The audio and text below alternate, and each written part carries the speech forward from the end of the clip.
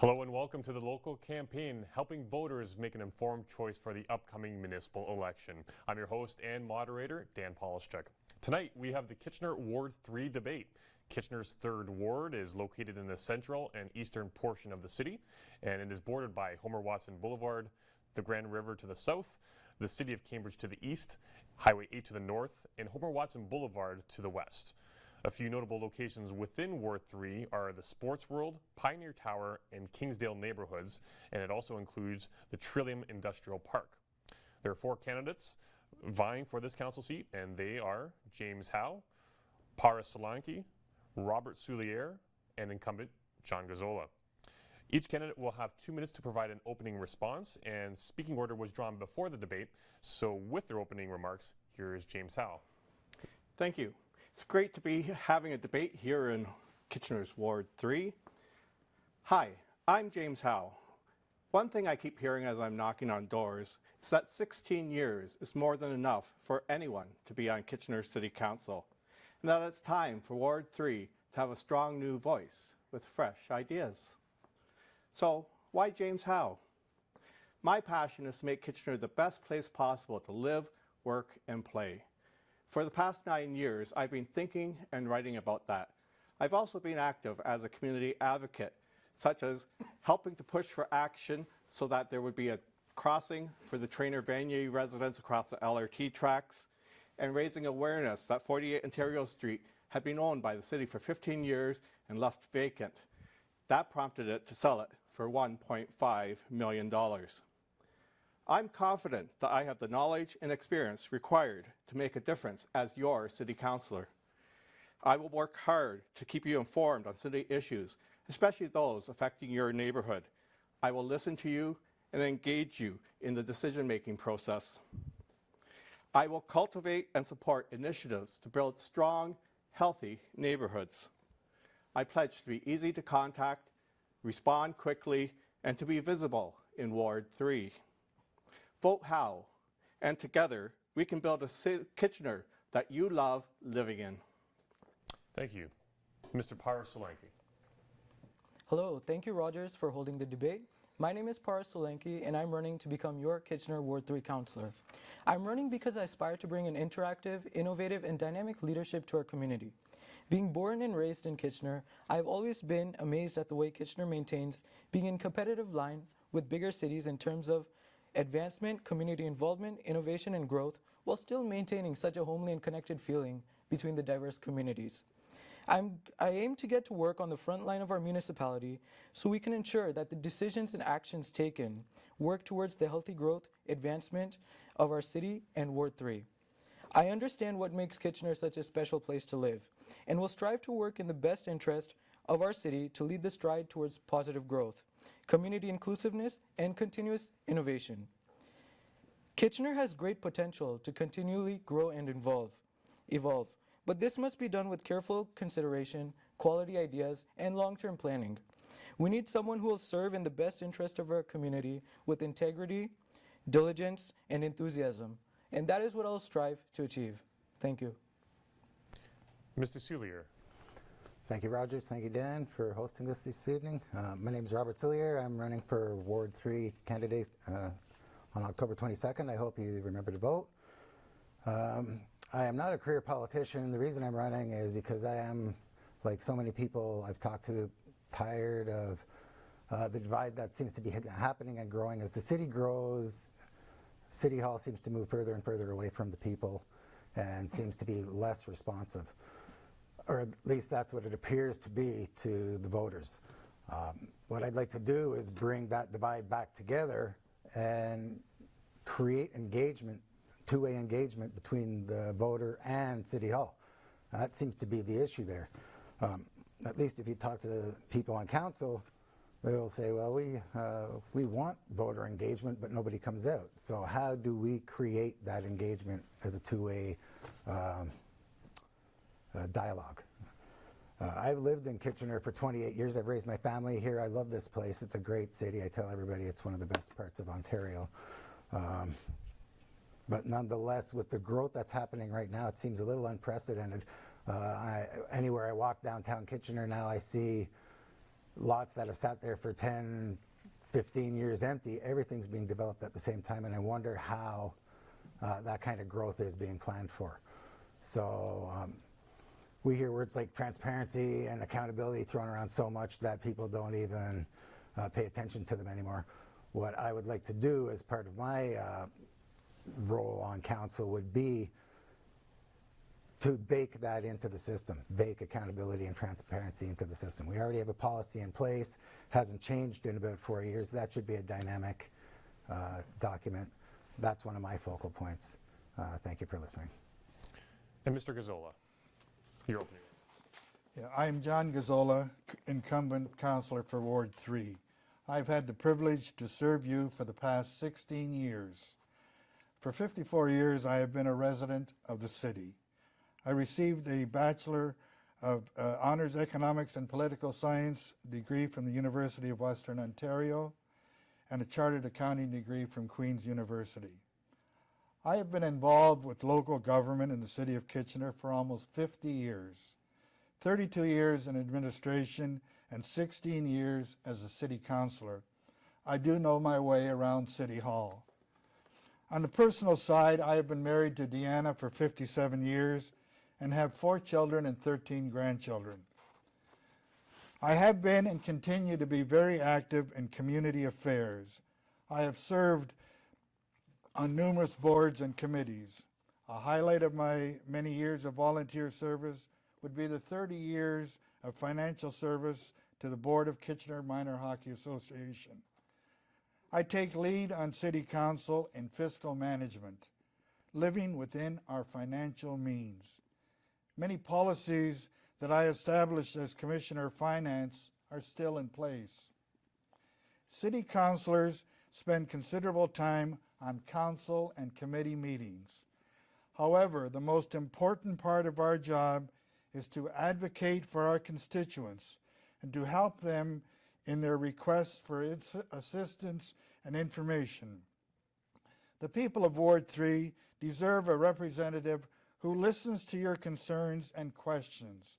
I have responded to thousands of requests for assistance and information. I have the qualifications and experience to address your needs. I again seek your support on October the 22nd. Thank you. Thank you to everyone for their opening remarks. We now move to the question and answer portion of tonight's debate. Each candidate will have an opportunity to provide a 2-minute response to each of tonight's questions and, if required, a 1-minute rebuttal. And the first question for this evening's debate, we'll begin with yourself, Mr. Solanki. But what is the #1 issue facing Ward 3, and how would you address it if elected? Thank you for the question, Dan. Number one issue facing Ward 3 is community inclusiveness. We have Deer Ridge, we have Hidden Valley, and we have the Fairview Gateway area, but they're not connected as well as they should be. Deer Ridge and Hidden Valley could use something where the community can get together, and such as a community center, something where the community can connect. Also, another thing that's most important for Ward 3 is transportation. We have many newcomers coming in the region, and they often settle in the Fairview Gateway Vanier area. So we have to address this by making sure we have efficient public transit, we have enough buses coming to the location, and we address that the newcomers are being placed and have a easier time finding housing. So the 2 big issues in Ward 3 are community inclusiveness between Deer Ridge and Hidden Valley, and transportation for the Fairview Gateway area. Thank you. And the top issues for you to address in Ward 3, Mrs. Soulier. Well, I think one of the more current ones has been the cutting off of the corridor because of the LRT that doesn't look like it was planned for, but nonetheless, 2 years ago was brought up as an issue by citizens, and nothing was done about that until, I guess, about recently. Something, thanks to John, I guess, got done there. I just wonder why it took so long to happen. Another issue that's critical in the Ward 3 area is, I guess, the retail sector, Fairview Park Mall and the stretch along Fairway there. with the way people are changing their buying habits, there are stresses on there, as you see with Sears and with Toys R Us and what's going on along there. Something needs to be done to keep that as a vibrant community as well, rather than just a traffic corridor. Other issues would be, let's say, the divide between the northern part of the ward and the southern part of the ward. There seems to be sort of a class divide there that people have pointed out as well. Those would be three of the main ones for me. And top issues for yourself facing Ward 3, Mr. Gazzola. Yeah, I guess I like the opportunity to speak a little about the crossing, the LRT crossing. I can't say that that's a top issue because I think it's being dealt with and will be dealt with in the next few months. But I would like to explain that I've been involved with that issue for over 2 years. And it's a very complex issue in that it involves the two levels of local government, the region, and also the city of Kitchener. But it also gets involved with we get involved with the railways, we get involved with Ontario Hydro, Hydro One. And because of all of the people that are involved, there are a lot of complex issues that have had to be dealt with. I have spent close to 2 years in the back areas trying to persuade regional councillors and our own local councillors on the need to do something and to do it quickly. And as a result, just recently I was able to get a resolution through council setting aside plans to go ahead and acquire the land, and once that land is acquired, we'll be able to go ahead with the crossing. The land is paid by the citizens of the city of Kitchener directly. It's going to cost for that part of the project close to $1 million. The region is also involved, and for their part, there will also be $1 million expenditure. Quickly, I think the biggest issue facing Ward 3 is the growing number of buildings that are coming in because of our growing population, and that we have to intensify. And because of this, we're having buildings going that don't fit in with the neighborhood. And it's important that new construction in neighborhoods fit in with our community. If I'm Mr. Howe, your top issue for facing Ward 3. The top issue that I'm hearing from residents of Ward 3 is the need for safer roads. They're particularly concerned about the speed of cars and other vehicles that are going down their streets. It came up today on Fallowfield, where there has been an attempt to do some traffic calming. So far, they don't consider it to be a success. It came up on Wilson, especially in front of Wilson School. It comes up on Deer Ridge, especially on Deer Ridge Drive. So something definitely needs to be done. And that we have to place more emphasis too on making sure that people can ride bikes and walk and do so safely, so that more people choose to ride bikes and walk to get around.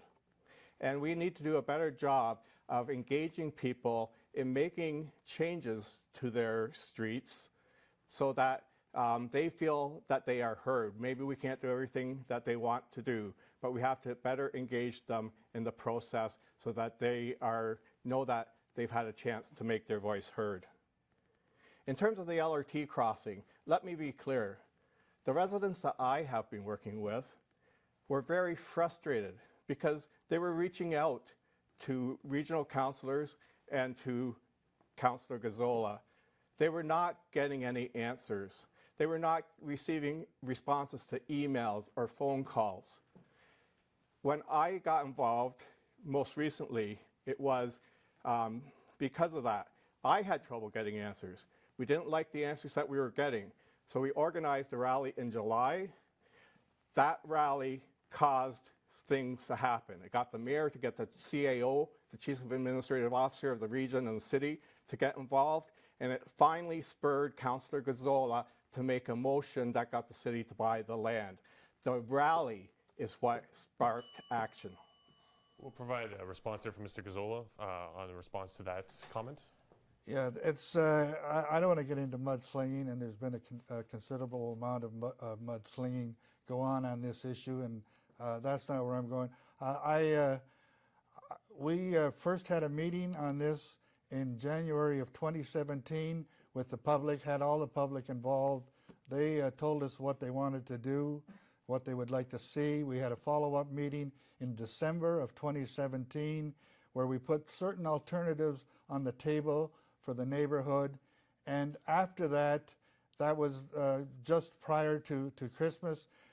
All along the way, it's been a question of how this was missed. In fact, this was private hydro land before where there was no right-of-way, and because for that reason it was missed. But there was a great amount of persuasion that I had to carry on to get the people at at both the region and the city to support spending the amount of dollars that are required to fix the problem. The problem is now about to be fixed. Mr. Howe, do you have a further point to make there in that response? Yes, I'm not sure why it was missed in the first place. Anybody who had walked down that corridor would have seen the worn footpaths and known that this was a problem that needed to be addressed. I also think that it's been too long. That even having gone public 2 years ago, privately these residents started talking about it before then. This path should already be in place now. There's no reason why it could not be in place now, except that between the region and the city and throwing the ball back and forth, nothing has been happening, and there's been nobody who has been making sure that things move along quickly. Mr. Gazzola, final word on that topic before we move on? Yeah, no, I'm going to leave it at that. I think I've said as much that I need. Fair enough. Our next question actually comes via video from Kitchener-Waterloo Chamber of Commerce Vice President Art Sinclair. Let's turn our attention to him.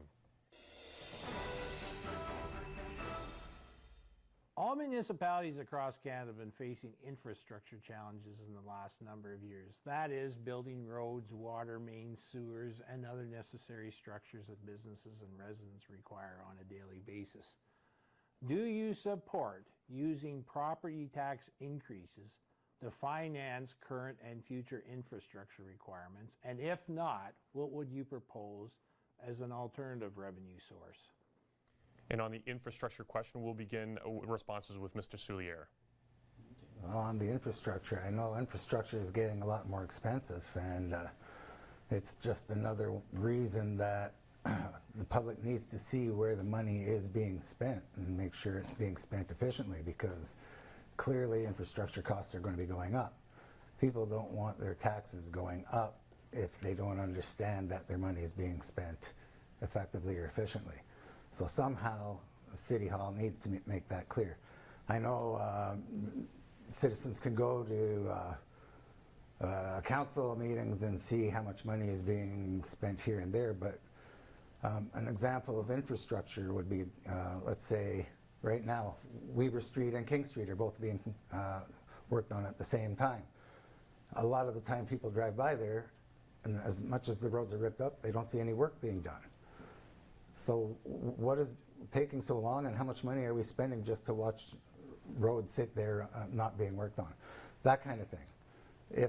If we can save half the money and get the work done in half the time because something's not being done efficiently, that's a good place to start before raising taxes. Now, if we can show people that we're doing that efficiently, we can start talking about raising taxes. And Mr. Gazzola, would you support a tax increase to support the infrastructure improvements? This is a tricky question because no one will talk in favor of increasing taxes. And actually, we're in a fairly good position on our infrastructure. I think we've been ahead of the game all along. We started back working on our infrastructure almost a dozen years ago. We've ramped it up and are spending more dollars today. And this really affects both the property tax base and also your utility bills.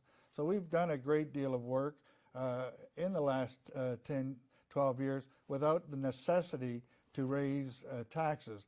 On the other hand, we still need a lot of support from the senior levels of government. We are not getting the dollars that we require to keep our infrastructure up. And when we consider that we have really most of the infrastructure in the country belongs to the local government as opposed to the senior levels of government. So we are receiving a new benefit just in the past few years, is that we are getting some tax dollars from the sale of gasoline at the gas pump. That's been a new source of funds, and we've been able to use that to improve our infrastructure and catch up considerably with some of the back work. But we still have a great deal to do, but I think we can carry on without increasing our property taxes. And Mr. Howe, would you, to that question, support a tax increase to improve infrastructure? Where do you stand? No, we don't need to raise property taxes to take care of infrastructure. Some of the infrastructure that is referred to is covered off by utilities related to water, sewage, and stormwater. And that's based upon the amount that it's used. And I think that's generally a good system. We do have to make sure that it does recover the costs both now and into the future.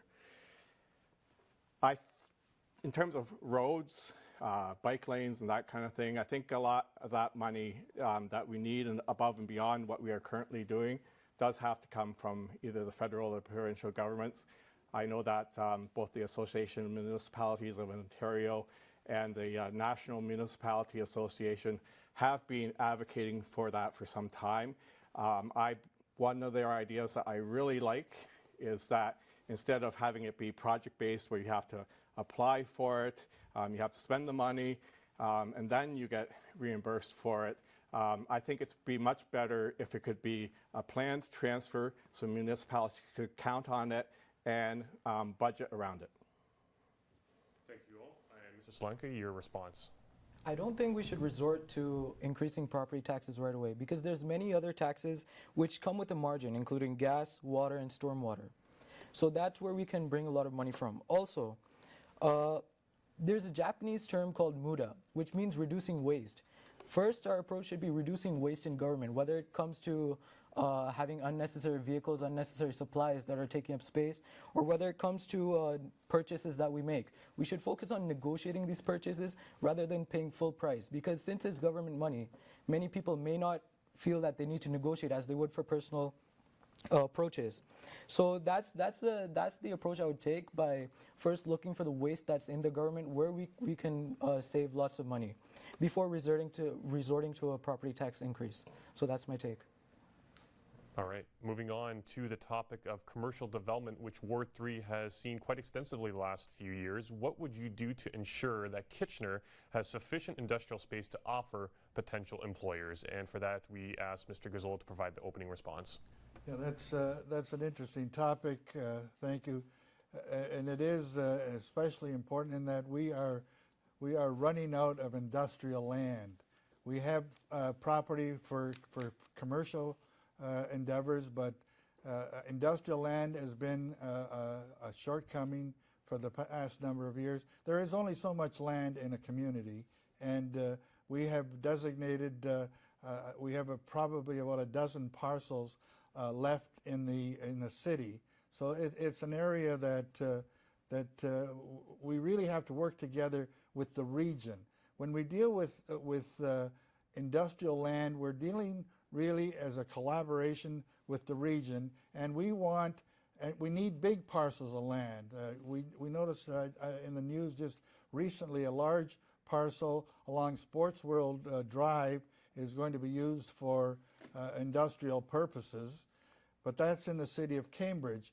Well, when it comes to industrial things like that, we don't care whether they're in Kitchener, Waterloo, or Cambridge, because those tax dollars are going into the region and it's benefiting us even at the local level. So the main issue here is that we get these companies coming to the region, and for that reason, looking at industrial land, you have to look at the region as a whole, and I think we're okay there. Thanks. On the topic of industrial space and ensuring we still have some to work with, Mr. Howe? One of the great things about Ward 3 is that it's a place that Kitchener works, and it's a place where there is a lot of industrial and manufacturing activity. We definitely want to see that encouraged. There's been a lot of support for the tech sector, and in many cases that needs to continue. But we also have to keep in mind that not everybody can work for a tech company, and we have to make sure that there's a range of good jobs that are available. Specifically in terms of commercial and industrial land, the region of Waterloo does have a plan, its own official plan, and most of the future industrial land, I understand, is in Cambridge, fairly close to the Ward 3 along Sports World there. And I think that's a good thing. I think basically it's easy for people to get to. Everybody in the region, we're all one big region. We will all benefit from any jobs that happen on the Cambridge side of Highway 8. At the same time, I think we do have to be proactive in making sure that properties that are no longer being used, that are idle. Today I was near the Lear plant at Manitou and Homer Watson. I'm not aware of any plans to reuse that facility. Certainly, if not, we should be making sure that we find new uses for those properties. Mr. Solanki, your thoughts on the topic?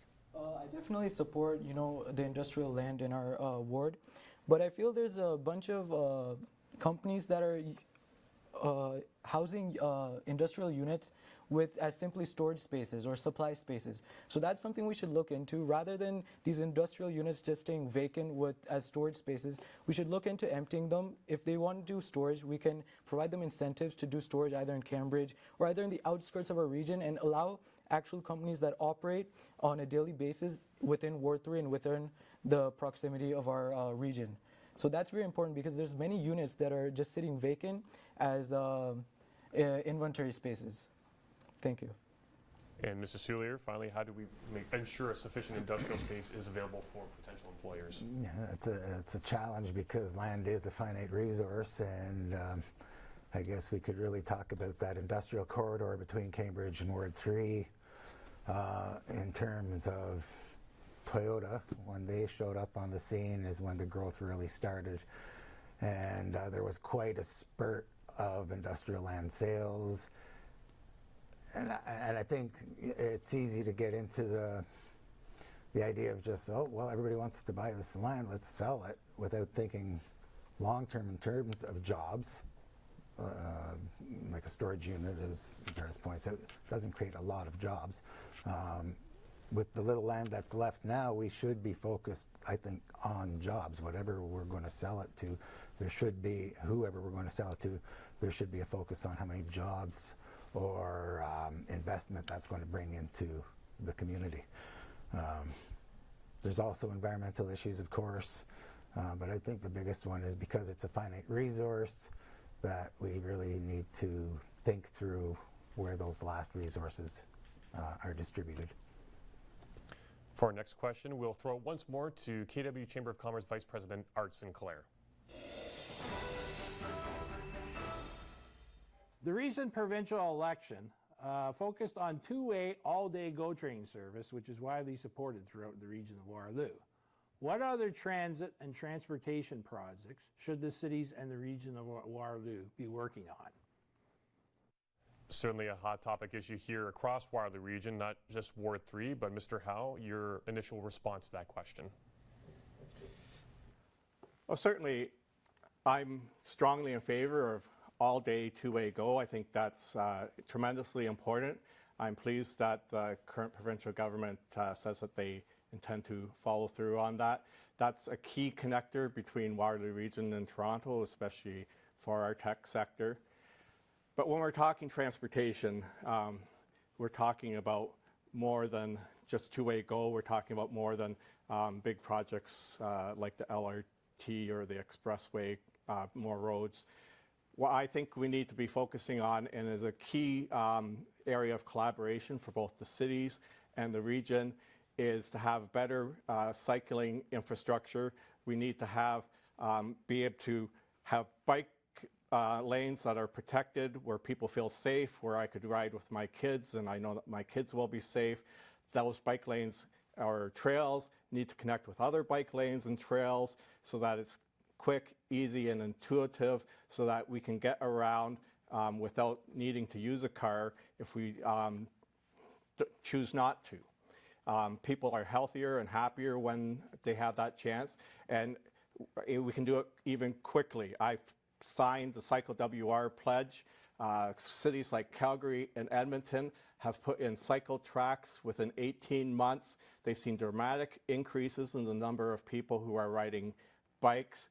We can do that here. We need to do that here. If I'm elected, I will work towards making that happen. And how would you add to the transportation conversation, the transit conversation, Mr. Solanki? So yeah, transit is very important. I've used GO Train many times, and judging by the amount of people that use it, having an all-day GO Train service would make a difference for lots of people. But the biggest issue with one of the biggest issues with transportation is the last mile system. Many people can justify using transportation, but it's hard, especially in industrial spaces. How do you reach the last mile where buses don't travel through those spaces? So for that, here's a proposal. Here's an idea. Have a set of bicycles, city bicycles, a little bicycle hub by the last bus stop, so people can actually justify taking public transit to work. Because you can get off the bus, but then you still have to walk 1, 2, 3, 4 kilometers. If you have bicycles right there at the bus stop as a hub, and then people take those bicycles to work, it'd be efficient. You get off the bus, you take the bicycle, you go to work. When you're done work, you come back on the bicycle, you get back on the bus, and you go home. So there's no use of cars there. So these kind of innovative ideas, I think, can make a big difference in Kitchener in terms of getting people to use public transit. Thank you. Do you like the suggestions you've been hearing in terms of transit improvement, Mr. Soulier, or what would you Yeah, add? definitely. I think the two-way go will be a success. I do like to think of one of my foundational tenets is actually remembering that we're all, in the end, pedestrians. We all do walk. Not everybody drives, not everybody cycles, but we do walk. And so starting there from our transportation point, thinking in terms of effects on the pedestrian, I think is always a good point. You can't have too many walking paths or bike paths. We can reduce the amount of traffic, combustible traffic in our region and still do fine. We'll probably improve for it. I think we should focus on a main corridor, and this is always tends to be a little controversial, but I don't think the public transportation should be looked at as a profit center and really should be looked at as moving people around. So the main corridor should be free, and those experiments have been done around the country and around the world with great success. A lot of people struggle to get to their job just to make money so they can either drive or take public transportation. If they don't have to worry about the cost of transportation because they know they can get there with a free transportation system, all the better. It would also encourage downtown tourism, shoppers, get people moving downtown. I think a pedestrian mall in King Street, I've been talking about this for years, but turning King Street into a pedestrian mall would be a great idea. Of course, there's a lot of debate there as well. But yeah, there's a lot of things that could be done innovatively. And the bicycles, there's actually a project very much like Paris was just talking about, where you leave bikes around town, people take them and leave and bring them back without any questions asked type thing. And that's pretty successful as well. And from a Ward 3 perspective, how would you evolve transit, Mr. Gazzola? Yeah, I'm going to set aside cycling because I think that's a separate issue that I could use my whole 2 minutes up. I want to talk about the first issue is the transportation to and from Toronto. That has to improve. It has to get to the point, as it is in Europe, when you go from suburbs or outlying centers into larger centers, you can catch a train every hour on the hour. And so you don't need a car. Here, we would like, a lot of us use our cars to get to Toronto because we can't rely on the two-way service that we have now. If we go down in the morning, we have to wait till whatever hour in the afternoon. So that has to improve. I think it really has to start there. The next step is our own transit within our own region. In a short while, we're going to finally have the LRT system operating. It's a very expensive system, and we need to make it work. And perhaps to start it off, we need to give free rides for people to get to use it and to learn how it's used and to take advantage of it. Then the third thing that feeds into that, and is the most important part, is that we have to feed our bus systems from the suburbs into that LRT system, into the center of the community. Right now, there are a lot of changes going around where we're removing bus stops and making it more difficult for people to get from the suburbs into the city. We have to work on that and improve that, and then the rest will work out.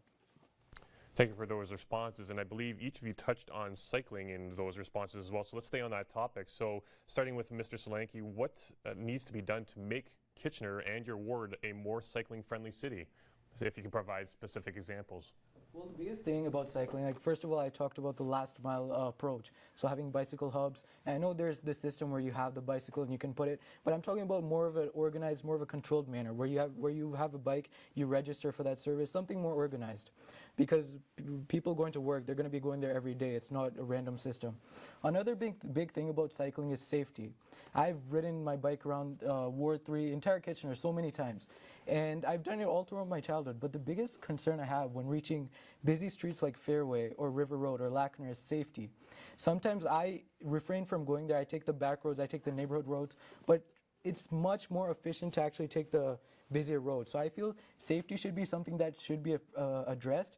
And to address safety, we need to educate our drivers. Send out a mail, send out something to every resident in Kitchener. Like we have those roundabout pamphlets of how do you navigate around a roundabout.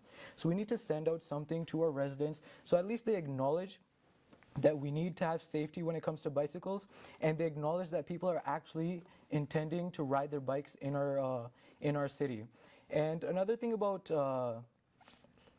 the safety, the educating the residents is many people, when you're passing a bicyclist, it's often hesitating. You often take a very, very long distance. You cross the lane on the yellow line.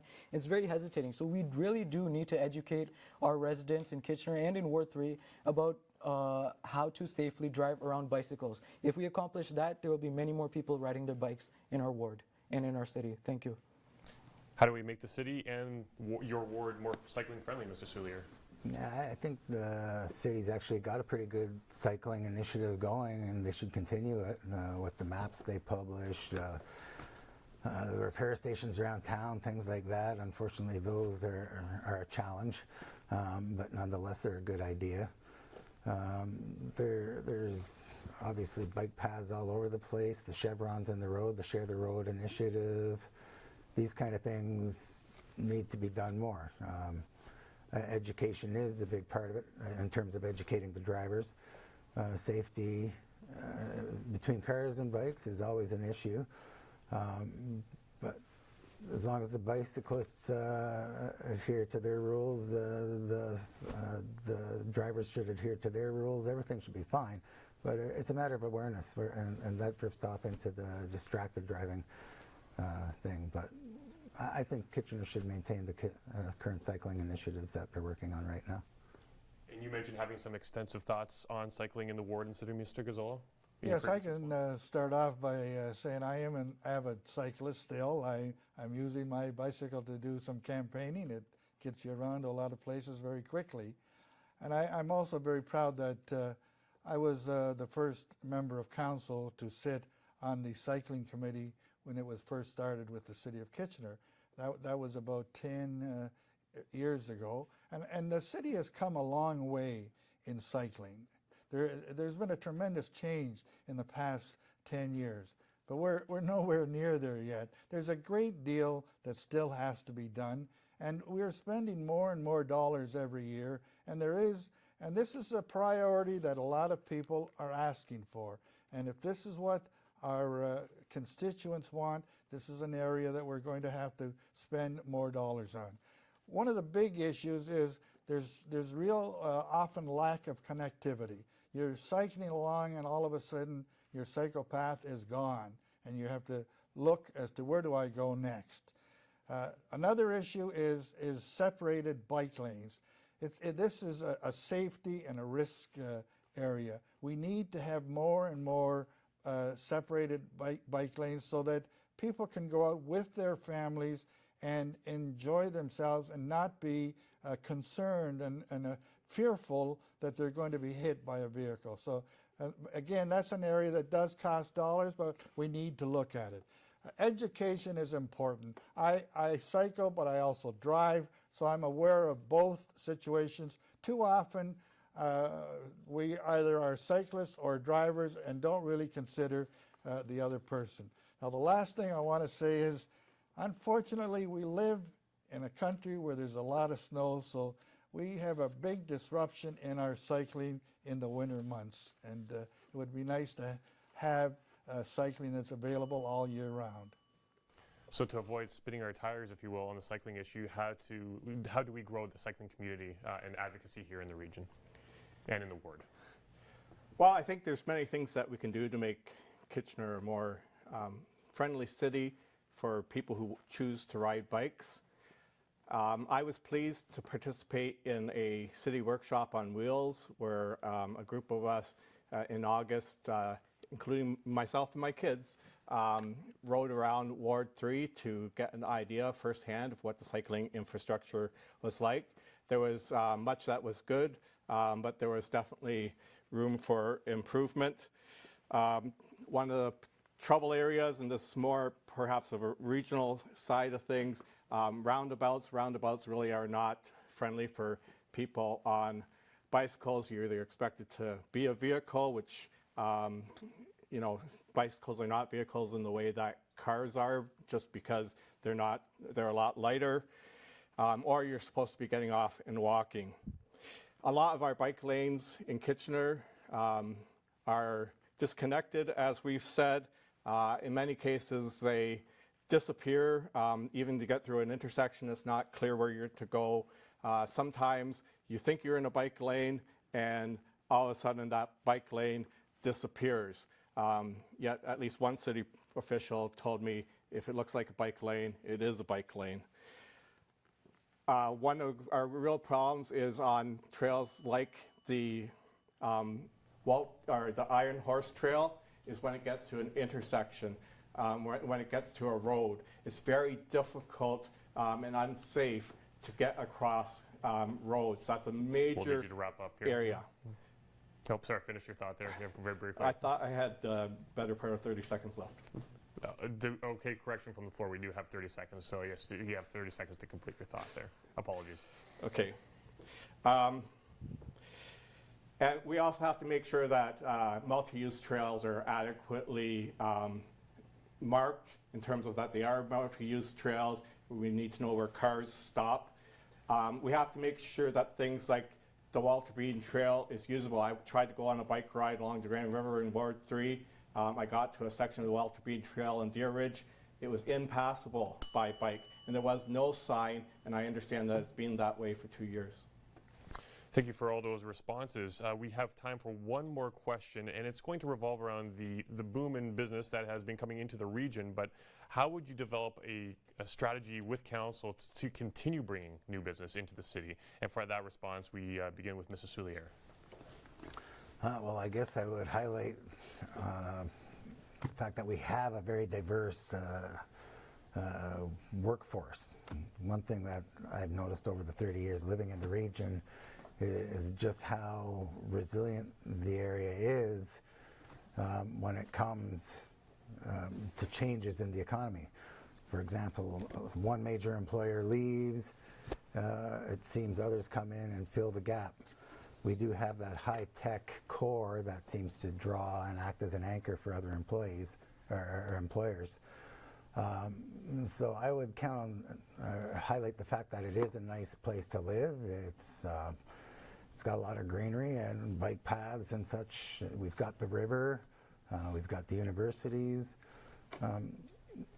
That tends to be, those tend to be core amenities to a good place to bring your family or to bring your business. So I would highlight on, focus on those things. I would also focus on the fact that we seem to have a number of people available for work right now. Like everybody's hiring, so that's basically what I would do. Yeah. And what would your strategy be focused on, Mr. Gazzola?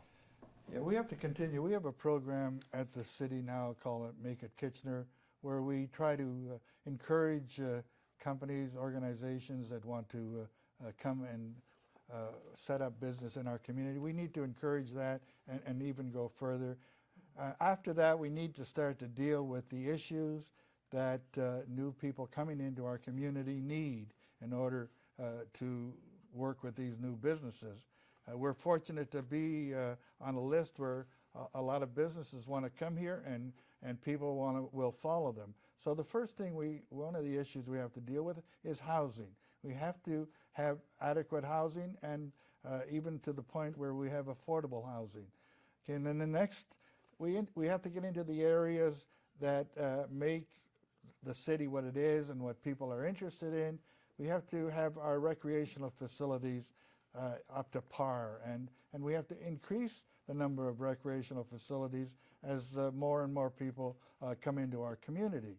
And now we even now get into the area of arts and culture.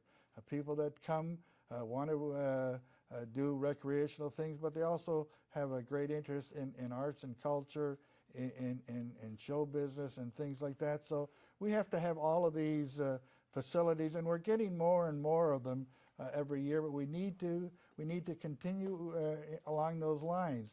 And unfortunately, sometimes it means that we have to spend dollars to encourage our arts and culture, and we need to spend dollars on our parks and trails.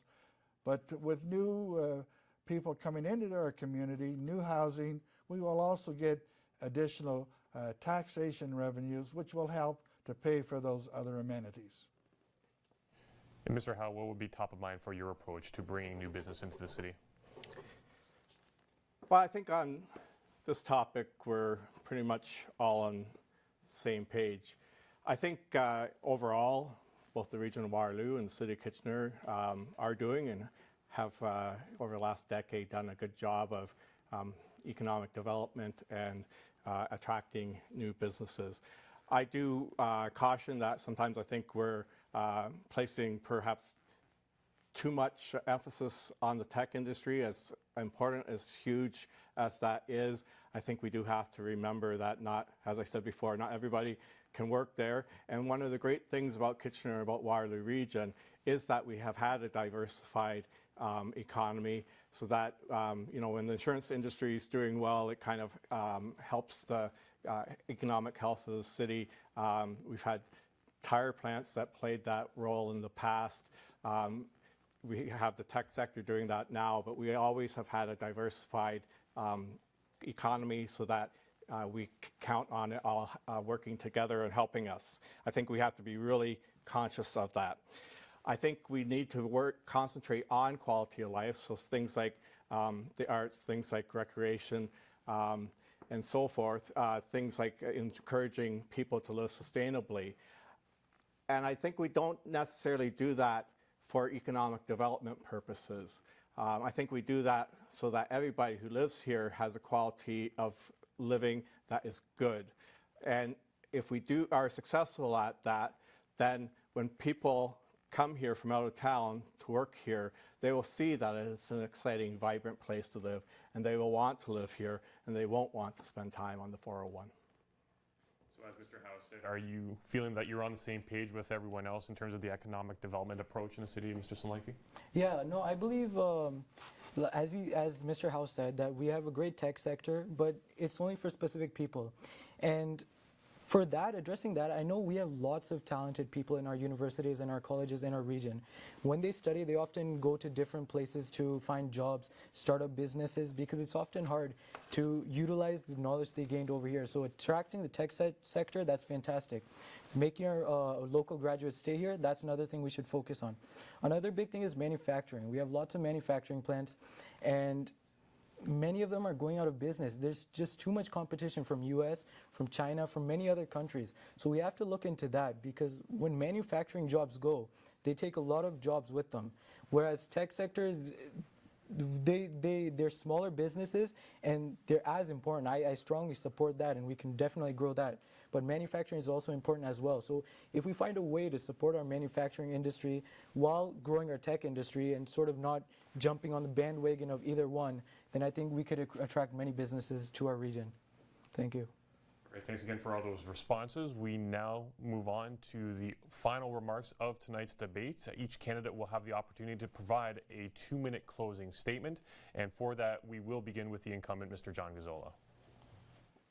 Thanks to the Rogers Group and the moderators for this evening's program. This is a valuable service to the public, and hopefully it will increase our municipal voter turnout. Thanks to the other candidates for running in this ward. It is important to have debates on the things we do. Good discussions often lead to better end results for the public. And thank you to the electorate of Ward 3 who have given me the privilege and opportunity of serving you over the past years. Many accomplishments of the past are in a large part due to your unfailing support and encouragement. Going forward, I will continue to push for fiscal responsibility and the need to live within our means. Services we provide under our property taxes are only part of the story. We provide other services that you can only get from the city: water, gas, sanitary, and storm sewers. These also must be brought in fiscal line so that increases are at or below the rate of inflation. Another issue facing Ward 3 that I've mentioned before is the influx of new structures resulting from the need for intensification. We must intensify. However, in doing so, we need to make sure that new structures conform and fit in with the existing neighborhood. Neighborhoods are the cement of city life. For proven experience, sound fiscal management, leadership, integrity, and a voice of reason on Kitchener City Council on October the 22nd, I ask you to vote John Gazzola. Thank you. Candidate, Mr. Robert Soulier. Thank you for the opportunity to come out this evening and talk to you guys. I'd like to remind you to vote October 22nd. It's important to, for the whole process, whether you vote for me or anyone else. That's the main issue, is get out and vote. I would like to just point out one thing that I didn't really focus on tonight was if I do get elected, I'd like to work more towards the open government framework that is being developed. I think that's key to baking accountability and transparency into the government process. Other than that, those words mean nothing. If people can actually see what government is doing and how they're spending their money, I think that's a good use of the open government framework. So other than that, just remember to vote for change October 22nd. Thank you very much. And candidate, Mr. Paris Solanki.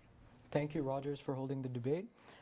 Dear voters, truly contemplate on the type of change that you hold to be necessary in this upcoming election. It's been 8 years since Ward 3 has had a municipal election, so now is the time for change. We need someone who will be accountable and approachable.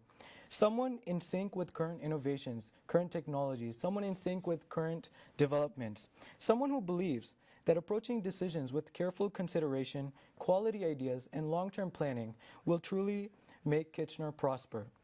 We need someone who will serve in the best interest of our community with integrity, diligence, and enthusiasm.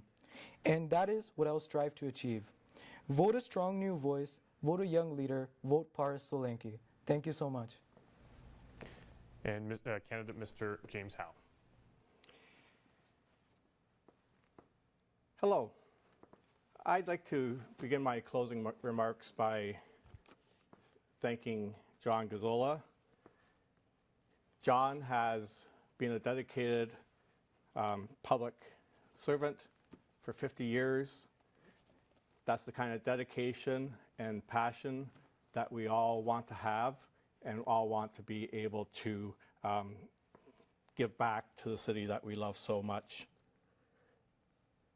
The fact of the matter, though, is that it's time to pass the baton. It's time for change in Ward 3. I am confident that I have what it takes to be a strong new voice that is needed and can bring fresh ideas to the city. So vote Howe on October 22nd. You can count on me to hit the ground running as your city councillor, to keep you informed about what is happening at City Hall so that you can make your voice heard, and to push for action when necessary. Together, we can work towards having safer streets for everyone, more affordable housing built near the LRT, and a greener Kitchener. And we can do that while ensuring city revenues, including property tax, are responsibly invested to benefit our residents. Kitchener has changed tremendously over the last 50 years. Let's build together the strong, healthy Kitchener of the future. Learn more about me and why Howe by visiting jameshowe.ca. All my contact info is there, so please reach out. And if you want a lawn sign, let me know. Take care. Well, I'd like to thank each of the Ward 3 candidates for participating in the debate. Make sure to watch Rogers TV right here on the night of October 22nd for up-to-the-minute local results. On behalf of the volunteer Rogers TV production crew, producer David Aguilar, floor manager Sean Fafaro, I'm Dan Polishchuk. Thanks so much for watching.